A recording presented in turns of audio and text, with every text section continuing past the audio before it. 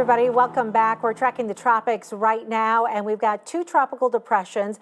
Both are forecast to intensify, and both are expected to have very significant and serious impacts on the U.S. mainland as we head towards early next week. Now we've got TD14 and TD13. 13 is the one that's farthest away. That one will be affecting Puerto Rico and the U.S. Virgin Islands likely late tomorrow or early Saturday. The biggest threat there will be some heavy flooding rains from time to time.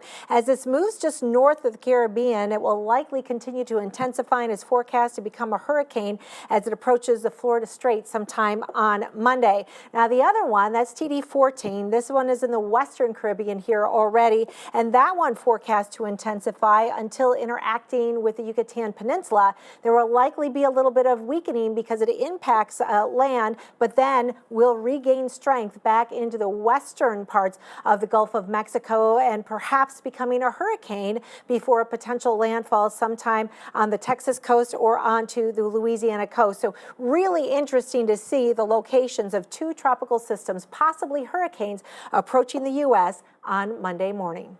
Tevin?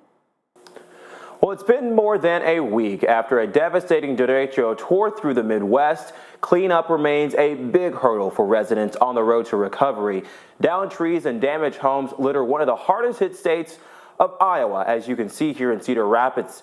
The storm pummeled Iowa with hurricane-force winds. For farmers, it's damage that some might not recover from, as a cash crop is now worthless. The Weather Channel's Dave Malkoff has their stories.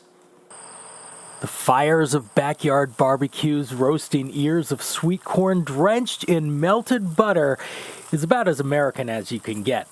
But this is not the full picture. The cornfields here in Iowa produce so much more. It's actually a very tiny chunk of U.S. corn that ends up as food, less than 10%. The biggest portion goes to the cows and pigs as animal feed. The rest is exported, turned into ethanol fuel, or saved for next year. But each one of those markets has shrunk since 2020. 2020 is going to be like a four-letter word, I'm afraid. I'm Lance Lillibridge, live in Benton County, Iowa here. I also sit on the board for the Iowa Corn Growers Association. The storm that struck Lance's farm and his neighbors all across the Midwest snapped down almost ready to harvest stalks in hurricane-force winds. No matter what happens, we go to work and we provide food on that table. But the weather damaged what was already hanging on by a thread of corn silk. The trade war with China nearly broke the bank for these farmers. We've got a world to feed. We don't just have the United States to feed, and we got to be thinking about that. The pandemic took away the restaurants and meatpacking plants. Can you sell this?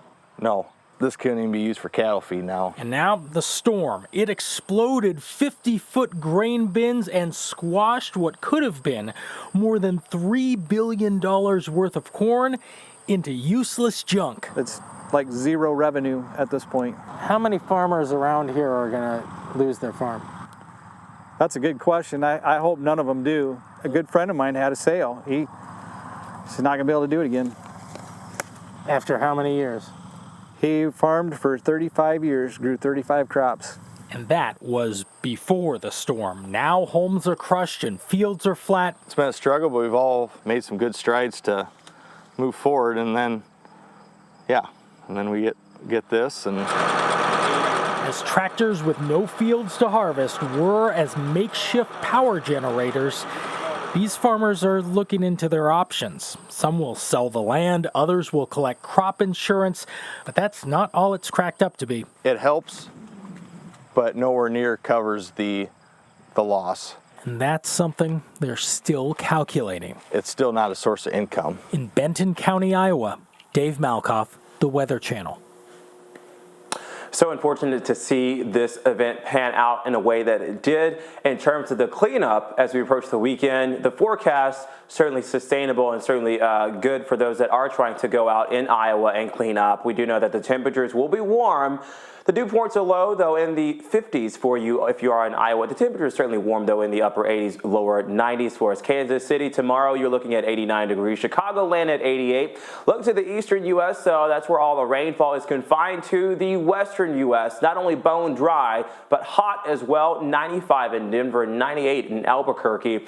Even by Saturday, we're still warm here. 96 in Albuquerque, looking at 86 for you in LA. The eastern U.S. still wet and warm, too. 83 for you in the ATL, 86 in D.C. But notice the icons there. Rain and thunderstorms all throughout your Saturday, perhaps some of those extending into Sunday, too. Not just from the ATL, but to D.C., into the northeast and northern portions of New England. Of course, across the southeast, it's not just rainfall from this disturbance, but the potential for two disturbances as well. We're tracking that coming up.